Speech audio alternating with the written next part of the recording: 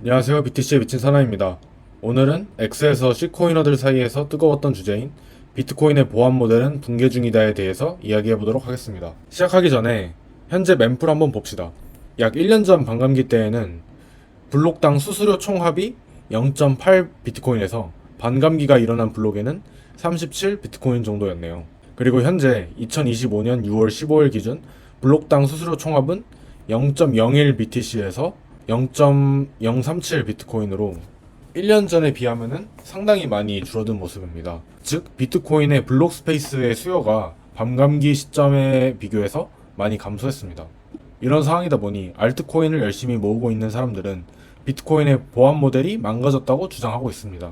왼쪽 분은 파일코인 맥시인데 현재 수수료가 낮기 때문에 블록 보조금이 3.125에서 더 줄어들면 그만큼 수수료가 블록 보상을 보완을 하지 못해서 이제 붕괴한다고 그런 주장을 하고 있습니다. 하지만 이는 늘 반복되는 주장입니다. 비트코인의 블록에 대한 수요가 적을 때에는 비트코인을 아무도 쓰지 않으니 보안 모델이 망했다는 위와 같은 주장을 펼칩니다. 하지만 언제 또 다시 멤플이 가득 차게 되면은 필연적으로 수수료가 급증할 때가 오는데, 이때는 다시 저 C코이너들이 비트코인의 수수료가 너무 비싸니 비트코인을 떠나야 하거나 블록 사이즈를 올려야 된다고 주장합니다.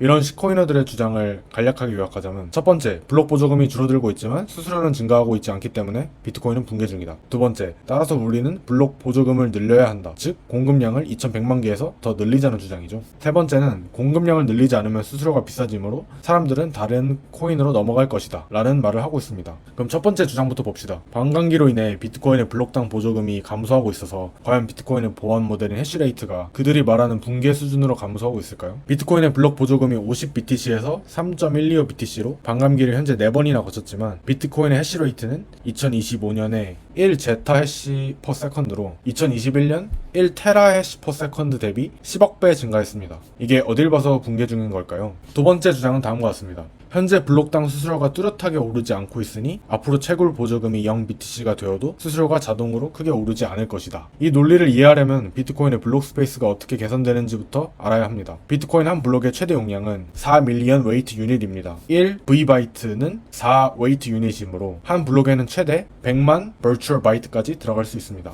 즉, 블록당 총 수수료는 버추얼 바이트당 사토시 곱하기 100만으로 계산됩니다. 여기서 버추얼 바이트당 사토시는 사용자가 자신의 트랜잭션을 포함시키기 위해 입찰하는 가격입니다. 따라서 블록 스페이스 수요가 늘어나면 버추얼 바이트당 사토시 단가는 올라가고 그 결과 블록당 총 수수료도 상승합니다. 아까 봤던 2024년 반감기 때 수수료가 지금보다 약 100배 높았던 것도 반감기였던 2024년 블록에 트랜잭션을 포함시키고자 했던 수요가 지금보다 더 높아서였겠죠. 그렇다면 앞서 말한 주장처럼 앞으로 블록을 사용하고자 하는 수요가 더 늘어나지 않을까요? 저는 비트코인의 블록을 사용하고자 하는 수요가 긴 프레임으로 봤을 때 계속 증가한다고 생각합니다. 아래표는 한 달 기준으로 액티브한 비트코인의 주소를 나타낸 표인데요. 2011년부터 현재까지 계속 증가하는 추세입니다. 따라서 비트코인의 블록에 트랜잭션을 담으려는 주소가 시간이 지날수록 많아질 것이라고 생각합니다. 블록당 수수료를 결정짓는데 제일 중요한 버추얼 바이트당 사토시는 여태까지 어떻게 변화했을까요? 세그윗이 활성화되고 세그윗이 널리 사용되기 시작한 시점인 2018년부터 보면 또 2021년까지 버추얼 바이트당 사토시는 증가하였고,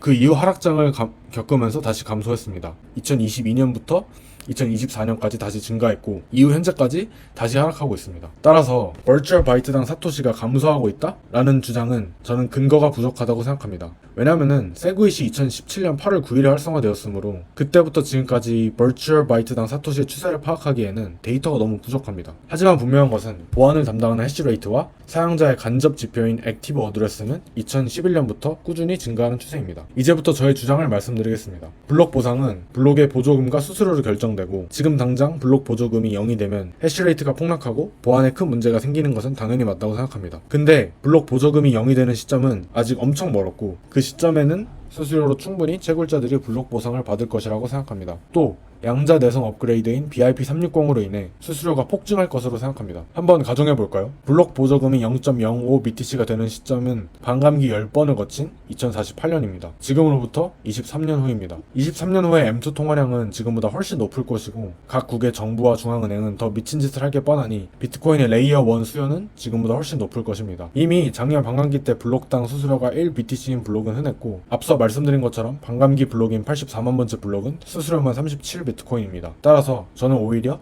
23년 후에 비트코인의 수수료가 너무 비쌀 것 같아서 걱정입니다. 또 BIP360이랑 수수료랑은 무슨 관련이 있을까요? BIP360은 양자 저항 주소 체계를 제한하는 BIP입니다. 해당 BIP가 채택되어 해당 주소 체계가 널리 사용된다면 블록당 수수료는 필연적으로 증가합니다. 그 이유는 해당 주소 체계가 사용하는 서명 알고리즘 중 가장 필요 데이터가 작은 PQC인 팔콘 512만 봐도 기존 슈노르보다 공개키 더하기 서명 데이터가 15배 큽니다. 따라서 2048년의 블록당 수수료는 지금보다 훨씬 클 것이라고 봅니다. 마지막 주장인 반대로 수수료가 너무 비싸다면 사람들은 다른 코인으로 갈까요? 라는 주장에 대해서 이야기해보도록 하겠습니다. 제 생각에는 사람들이 수수료가 비싸다고 해서 본인의 구매력을 도지코인이나 라이트코인, 파일코인, 이더리움 같은 쉿코인에 저장하지 않을 것이라 생각합니다. 만약 수수료가 너무 폭증한다면 세그위 때와 유사하게 양자 저항 주소의 서명 데이터에 할인율을 적용해서 블록 베이스를 소폭 키울 것으로 보입니다. 즉 채굴자의 수익성과 유저의 수수료가 타협 가능한 수준에서 블록 스페이스가 재조정될 것이라고 생각합니다. 이상입니다. 시청해주셔서 감사합니다.